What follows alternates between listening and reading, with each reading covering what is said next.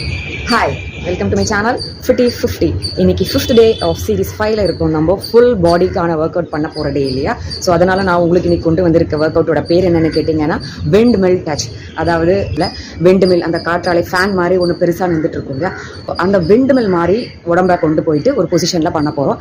அந்த மூவோட பேர் தான் விண்ட் மில் மூவ். பண்ணி காமிக்கிறேன், பாருங்கள், ப்ராக்டிஸ் பண்ணுங்கள். அதுக்கப்புறம் அதோட பெனிஃபிட்ஸ் பெரிய லிஸ்ட் இருக்குது, அதையும் சொல்கிறேன். புரிஞ்சுருந்தீங்கன்னா அப்போ நீங்கள் கட்டாயம் பண்ணணும்னு நினைப்பீங்க. பார்த்த உடனே ஐயோ இது பண்ண முடியாது, இது ஸ்கூல் பசங்களுக்கான எக்ஸசைஸ் ஆச்சுன்னு நினச்சிடாதீங்க. அதை ப்ராக்டிஸ் பண்ணணும், ஓகேவா? So first variation wind mill touch பாருங்கள். கையும் காலும் ஸ்டார் மாதிரி வச்சுக்கோங்க, ஓகே? அதாவது காலை பிரித்து வச்சுக்கோங்க, கையை இப்படி பிரித்து வச்சுக்கோங்க. இப்போது ஒரே பக்கத்தில் இருக்கிற கையையும் காலையும் சேர்க்கணும். எப்படின்னு கேளுங்க. கோரை நல்லா உள்ளே இழுத்துக்கோங்க, so that spinal cord straight ஆகிடும், ஓகே? அண்ட் தென் இப்போது இந்த கையால் இந்த காலை டச் பண்ணுவோம். டச் பண்ணும்போது நம்மளோட ஃபேஸு இந்த கையை பார்க்கணும் திரும்பி. அதுக்கப்புறமா மேலே வரணும். மேலே வரும்போது கையை கீழே விடக்கூடாது, கையை ரைஸ் பண்ணிகிட்டே தான் மேலே வரணும். இதை பண்ணி முடிச்சுட்டு இந்த கைக்கு வரணும். கையை பிரித்து வச்சுக்கோ. அதே சைடுக்கு போகிறேன். டோ டச் பண்ணிவிட்டு இந்த கையை பார்த்தேன்னா இப்போது அப்படியே கையை மேலே தூக்கிட்டு வந்துடுவேன். இப்போது இந்த கையால் இந்த கால் டச் பண்ணுறேன், ஆனால் இந்த கையை தான் என் ஃபேஸ் பார்க்கும். மேலே தூக்கிட்டு வந்துடுங்க. That's it. டோ வரைக்கும் போகிறது கஷ்டம்னு நினைக்கிறவங்க, அதாவது கால் பாதத்துக்கு முன்னாடியே ஷின் வரைக்கும் கூட போயிட்டு வரலாம். பாருங்கள், கை கால் ஸ்ப்ரெட் பண்ணி வச்சுக்கோங்க. அதே பக்கம் ஷின் வரைக்கும் டச் பண்ணிவிட்டு இந்த கையை பார்க்கணும். திருப்பி கையை மேலே கொண்டு வந்துடுங்க. இப்போது ஷின் வரைக்கும் போகிறேன், மேலே கை கொண்டு வந்துடுறேன். இதுவும் கஷ்டமாக இருக்குதுன்னு நினைக்கிறவங்க முட்டி வரைக்குமாவது போய் டச் பண்ணிட்டு வாங்க. பாருங்கள், முட்டி வரைக்கும் போய் டச் பண்ணிவிட்டு என்னோடய லெஃப்ட் ஹேண்டை பார்க்குறேன். திருப்பி கையை மேலே ரைஸ் பண்ணிடுவேன், ஓகே? அதே மாதிரி இந்த டைரெக்ஷன் முட்டி வரையும் டச் பண்ணிட்டேன், மேலே வந்துட்டேன். இப்போ செகண்ட் வேரியேஷன் பார்க்கலாம். விண்ட்மில் டச் ஆல்டர்னேட்டாக பண்ணணும். இந்த கை கொண்டு இந்த காலை டச் பண்ணணும். அதே மாதிரி லெஃப்ட் ஹேண்டை கொண்டு போய் ரைட் டோவை டச் பண்ணணும். டச் பண்ணிவிட்டு இந்த கையை பார்க்கணும், திருப்பி கொண்டு வந்து மேலே வச்சுக்கணும். அதே மாதிரி ஆப்போசிட்டாக ஆல்டர்னேட் கை பாருங்கள். அவ்வளோதான், கண்டினியூஸாக பண்ணணும், ஓகே? ஸ்லோவாகவே பண்ணலாம். ஒரு 5 டைம்ஸ் ட்ரை பண்ணலாம். முடியாதவங்க ஷின் வரைக்கும் போங்க, பண்ணாமையே விட்டுறாதீங்க, ஓகே? 4 டைம்ஸ் பண்ணியிருக்கோமா? அவ்வளோதான். முடியாதவங்க ஷின் வரைக்கும் போயிட்டு வாங்க. இதுவும் முடியாதவங்க மூட்டி வரைக்கும் போயிட்டு வாங்க.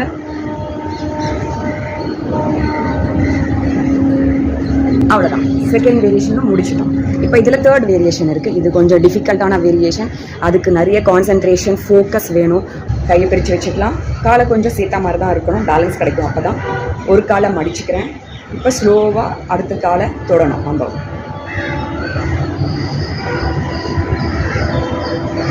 எஸ். இப்போ இந்த காலை கீழே வச்சிடுறேன். பாருங்கள், ஸ்லோவாக கொண்டு போகலாம்.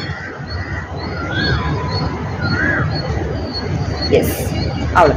இதை ரிப்பீட் பண்ணலாம். ஸ்லோவாக பண்ணுங்கள். 5 தடவை ஒரு காலுக்கு பண்ணால் போதும், ஓகே? பெனிஃபிட்ஸ் பெரிய லிஸ்ட்டே இருக்குன்னு சொன்னேன் இல்லையா? ஃபர்ஸ்ட் பெனிஃபிட் என்னென்னு கேட்டிங்கன்னா, ஸ்பைனல் கார்டுக்கு இது ரொம்ப நல்லது. பேக் பெயின் இருக்கவங்க பண்ணால் கட்டாயம் ரிலீஃப் இருக்கும். பேக் பெயின் வராமையும் தடுக்கலாம்.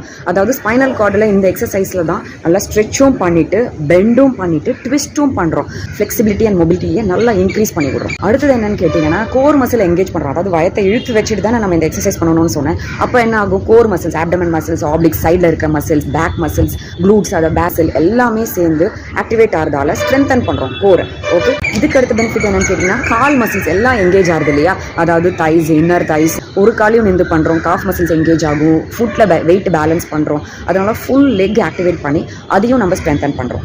இதுவும் இல்லாமல் கையை நல்லா பிரித்து வச்சு காலை வந்து டச் பண்ணுறதால ஷோல்டர்ஸோட மொபிலிட்டி இன்க்ரீஸ் ஆகுது. ஃபுல் ஆர்ம் ஸ்ட்ரெச் பண்ணி கொண்டு வரோம் இல்லையா? அதனால் கைக்கும் நல்ல ஒரு எக்ஸசைஸ் தான் இது. இது மட்டும் தானா? கிடையாது. பேலன்ஸ் அண்ட் கோஆர்டினேஷனுக்கும் இந்த எக்ஸசைஸ்க்கு பெரிய இம்பார்ட்டன்ட் ரோல் இருக்குது. அதாவது ஒரு காலில் நின்று இந்த மூவ் பண்ணும்போது என்ன ஆகுதுன்னா, நம்ம லாட் ஆஃப் கான்சன்ட்ரேஷன், பிரெயினையும் ஆக்டிவேட் பண்ணுறோம்.